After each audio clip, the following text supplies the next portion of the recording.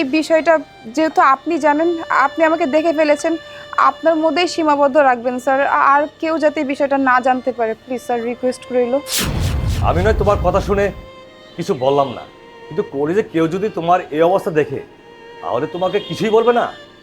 হ্যাঁ স্যার, আপনি তো ঠিক কথাই বলেছেন, কিন্তু এই কাজ করাটা তো আমার বাধ্যতা।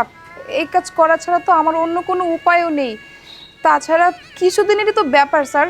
আমার বাবা সুস্থ হয়ে গেলে তখন আমি ডেলিভারি ম্যানের জবটা ছেড়ে দিব। তখন আমি পড়াশোনাই করব, আর বাবা আমার খরচ চালাবে। প্লিজ স্যার, আপনি আমাকে কথা দিন এই ব্যাপারটা আপনি কারোর সাথে শেয়ার করবেন না, প্লিজ স্যার।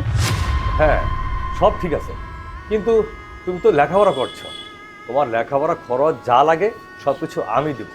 তো ওই ডেলিভারি কাজটা তুমি করবে না, ঠিক আছে?